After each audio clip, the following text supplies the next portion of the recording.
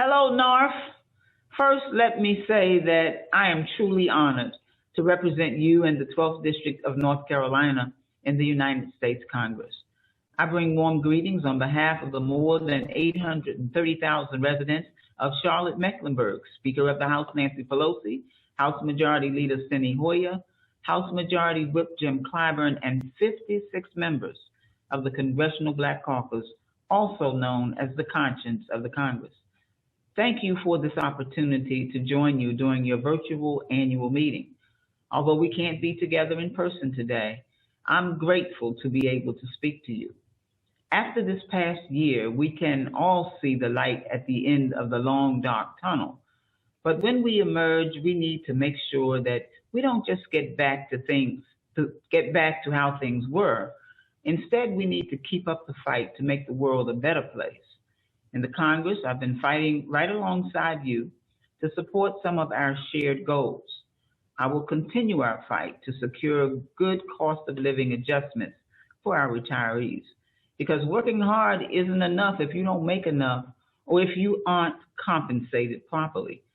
I've also been hard at work to protect one of our national treasures, the United States Postal Service. I've worked closely with my friend, Government Oversight Chairwoman Carolyn Maloney, to hold Postmaster DeJoy accountable and to draft legislation that will ensure that the post office's financial stability for the generation that's served and the generation to come. To everyone attending this virtual meeting, thank you for all of the hard work that you do each and every day. Keep up the fight, and I'll keep fighting for you. Take care. God bless.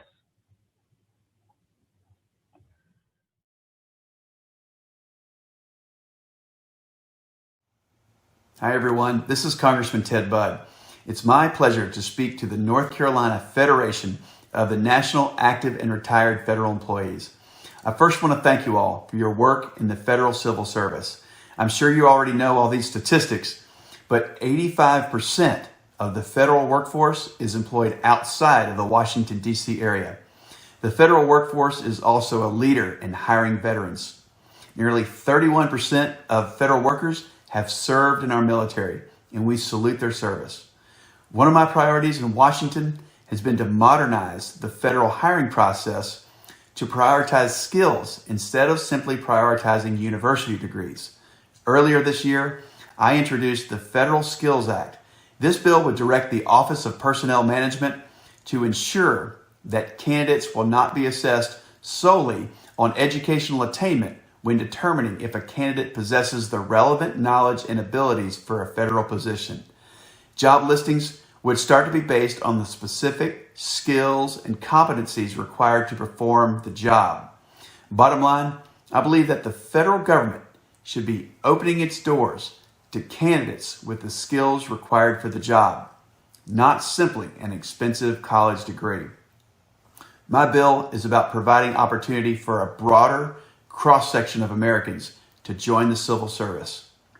My team in Washington, D.C., and right here in the 13th District, stand ready to receive input about how my office can best serve the interests of federal employees in our community and around the country. So again, I want to thank you all for the chance to speak today. I hope everyone enjoys the conference, and I look forward to seeing you in person soon. Hello. I'm Congresswoman Kathy Manning, and I'm proud to represent North Carolina's 6th Congressional District. I'm pleased to join you for your annual meeting. As a new member of Congress, I love meeting with other North Carolinians to discuss the issues that are important to you. Mid-April marked my first 100 days in office, and let me tell you, it's been a busy first few months. Since being sworn in, I voted to help pass the American Rescue Plan. I've introduced legislation to create greater oversight for for-profit universities, and I am a vice chair of the Middle East, North Africa, and Global Terrorism Subcommittee of the House Foreign Affairs Committee. I've had more than 80 meetings with constituents. I've made more than 25 in-person visits across the district. I've responded to more than 5,000 constituent inquiries. It's an honor to represent North Carolinians in Congress. Today, you will meet to discuss legislation that impacts retired federal employees. While this year's meeting is virtual to ensure everyone's safety, I look forward to welcoming you all to my office when you visit Washington, D.C. in the future.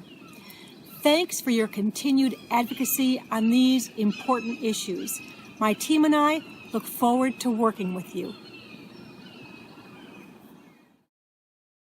Hello, I'm David Price, your representative in North Carolina's 4th Congressional District, the Research Triangle and surrounding areas.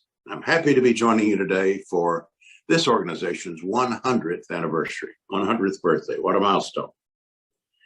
As your federal representative, I'm pleased to be your advocate and friend in Washington, fighting to give our current federal employees as well as federal retirees the respect they've earned and deserved, and the support that we've promised. I always enjoy meeting with NARFE members. We usually do it in the county meetings, Bullock's Barbecue, for example, as well as DC meetings, and I certainly look forward to resuming those in-person meetings. But in the meantime, I'm glad to meet with you this way, and I'm glad to focus on the same issues we always talk about: fair pay, a secure retirement, and equitable health benefits. So thanks for everything you do to keep these issues front and center. Now, this new year has brought many changes, including new unified Democratic government in the House, the Senate, and the White House. I'm going to once again serve as the chairman of the Transportation HUD Appropriations Subcommittee, where I'm going to do my best to ensure that housing is affordable and transportation is accessible, and we're investing in our country's future. I've tried during my time in Congress to be a strong advocate for the needs and the interests of our federal employees. I value very much what you do. The kind of things we try to do at the federal level just wouldn't happen without a dedicated workforce. I'm proud that your organization has given me a 94% lifetime rating. I'll try to maintain that. I know that federal employees are often asked to do more with less.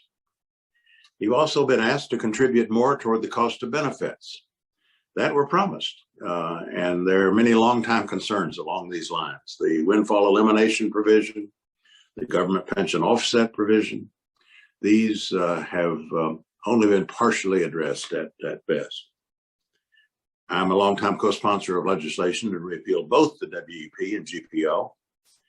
And of course, a lot of people have co-sponsored in both parties. I'm hopeful that with the new leadership, we can actually bring these proposals or some significant portion of them to a vote in the Congress.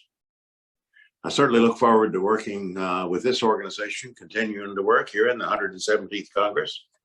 I promise you that I will continue to support public servants in all they do to protect their benefits, to ensure security for their futures. This organization is all about that, and I respect you very much for that. Thank you for your continued advocacy. Congratulations again on 100 years, and best wishes for a productive meeting. Thank you for including me in it. Thank you so much for inviting me to join you for your annual meeting. I am your Congresswoman, Deborah Ross, from the 2nd Congressional District, which is entirely within Wake County. And we have so many federal employees here and retired federal employees who have done so much for our country, for our state, and for our community. I want you to know that in Washington, D.C., I am working hard for you to protect the post office and make sure that this vital service remains accessible to all of us, and that we take care of our postal workers who do so much for our community. Of course, I am protecting Social Security and protecting Medicare, making sure that people's job benefits are secure, and that we protect you from violence in the workplace. I think about our federal employees every day and thank them for their service. It has been very difficult during the coronavirus, but you have showed up And for the retirees, you always did the right thing by our people. I have a history as somebody who has been in favor of state employee rights and state employee benefits and state employee protections when I was a state legislator. And I'm taking that experience and using it every day in Washington, D.C. I hope you have a great annual meeting. I look forward to seeing you in person next year. Thank you so much for your service. It's my honor to be your representative. Thank you for your kind words to NARFE and your efforts on our behalf. Again, thank you.